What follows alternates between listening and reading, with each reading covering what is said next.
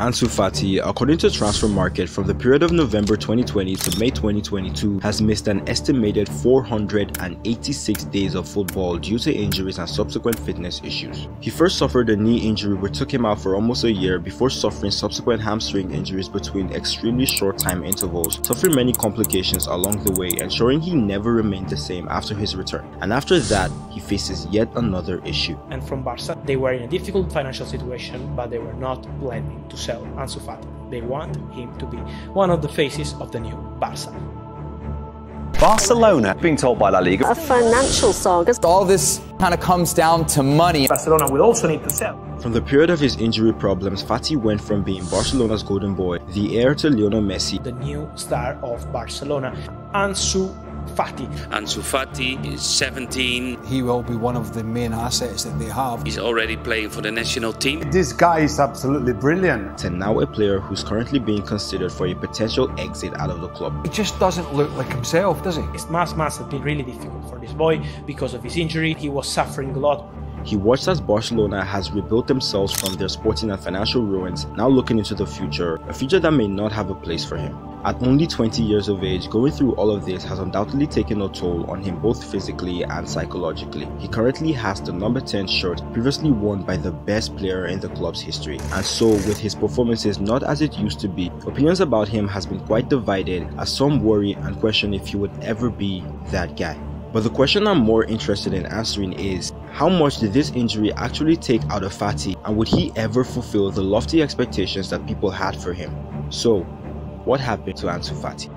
Cuando llevas tanto tiempo sin jugar, vuelves con unas ganas, pasan los días, ves a tus compañeros, ¿sabes? Entrenar, jugar, ¿sabes? It all began on the 7th of November 2020. During a league match between Barcelona and Real Betis in a Camp Nou stadium with almost zero fans in attendance due to the pandemic, in the 30th minute of the match, something would happen to Fati that would come to define his current state at the club.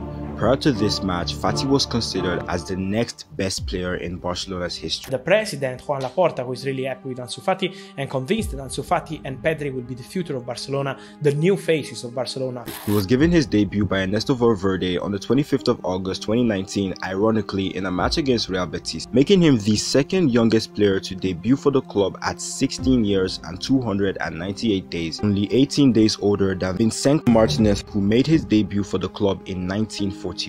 Just only 6 days later, he would score his first professional goal for the club in a 2-2 draw away from home against Osasuna, making him the youngest player in the club's history and third in Spanish top-flight history to do so. His rise at Barcelona was special considering he is one of their own. Got his footballing education before subsequently graduating from the famed La Masia Academy. In fact, Ernesto Valverde was so impressed with him at youth level that he instantly took him straight from the youth team, skipping Barcelona B into the first team. He continued his meteoric rise by continuing to break every single age-based record in sight, like becoming the youngest player to score an assist in a La Liga match, doing so in Barcelona's 5-2 home win against Valencia in September of 2019. Becoming the youngest player to feature for the club in the Champions League, breaking a record previously held by Bojan Kikic by doing it against Borussia Dortmund later that month, and also becoming the youngest player in Champions League history to score a goal in the competition when he scored the winner in a 2-1 Barcelona win over Inter Milan. Ansu Fati is 17. This guy is absolutely brilliant.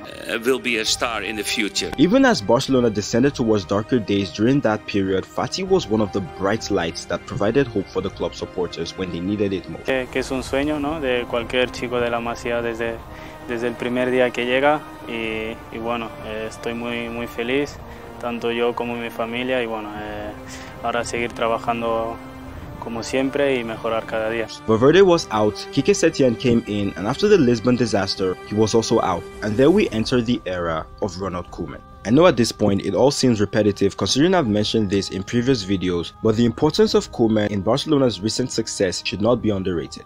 Koeman was all in on giving younger players game time due to the club situation. We have a lot of young, good players and you have to give them the opportunities to play if they deserve to play. First of all, they need support and they need to show that they deserve opportunities to play in Barcelona. What better way to begin this new revolution than with the hottest player to recently come out of La Masia, Ansu Fati.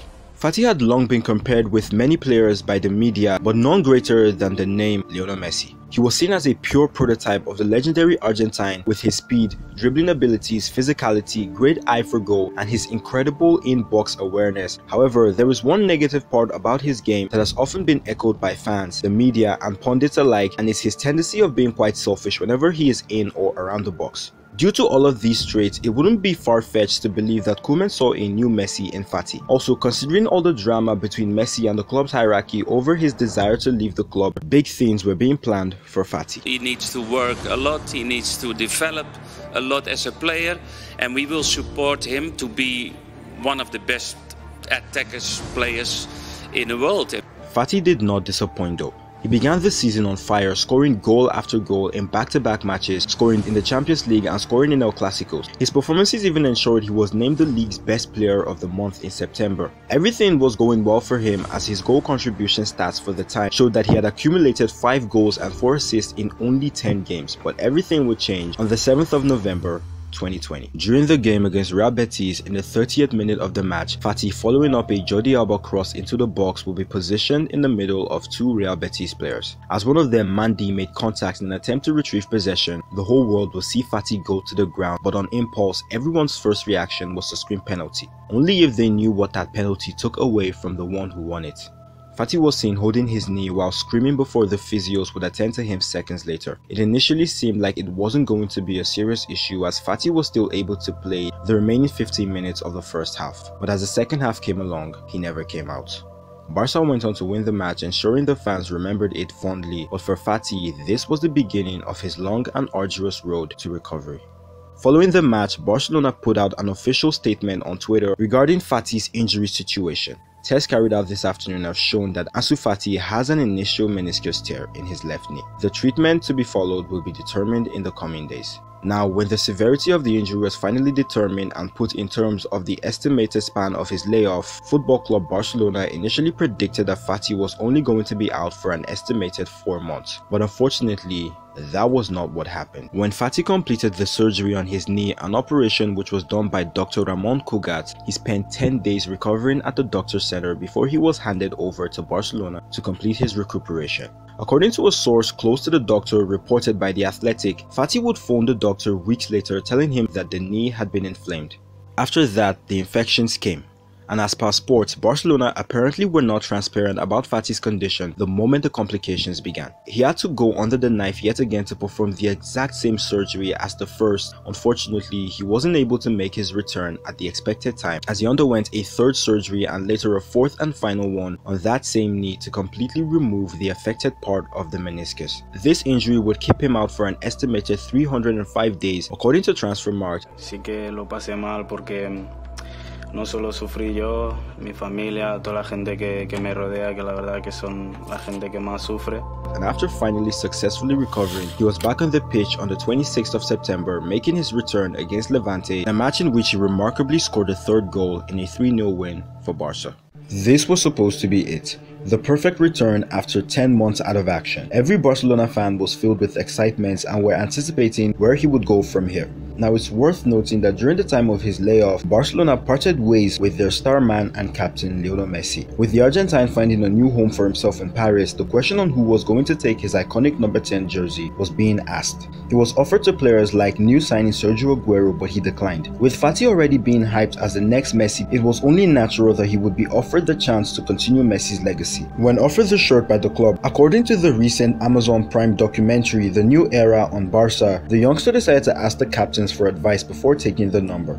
Now, this was a decision that could literally make or break his Barcelona career, and Fati was optimistic that he could fulfill everybody's expectations. So when he came back and scored this goal, it kind of signified that he was ready to pick up from where he left off. However, that's if his body would allow him to do so. In a match between Barcelona and Celta Vigo at Balaidos, Fati would injure his hamstring, once again halting his momentum. He was out for a further 2 months before making his return in the Supercopa de España semi-final against Real Madrid, before scoring the equalizer after 17 minutes to send the match into extra time. Fati kept showing everyone that when he was still fit and healthy, nothing could stop him, and at this period, surely it felt like this was the last anyone would hear of Fati picking up a long-term injury for a long time. But unfortunately, that was not the case. In January of 2020, in a match against Athletic Bilbao, Fati would once again injure his hamstring, as everyone would see him hopping on one leg after trying to get the ball close to the touchline. It was here that the psychological cracks started to show, as in a completely emotional moment, 19-year-old Ansu Fati would be seen crying uncontrollably as he made his way to the tunnel.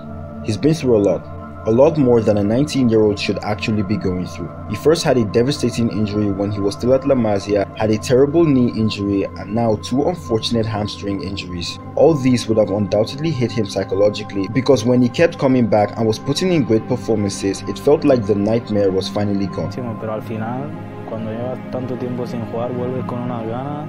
Pasan los días, ves a tus compañeros, ¿sabes? Entrenar, jugar, ¿sabes? Esos momentos que cuando estás jugando y tal, no lo valoras, ¿sabes? Pero luego cuando te lesiona. Fati was initially meant to undergo surgery, but he opted for conservative treatment instead. Barca would have a change of manager. Ronald Koeman was out, and in came club legend Xavi.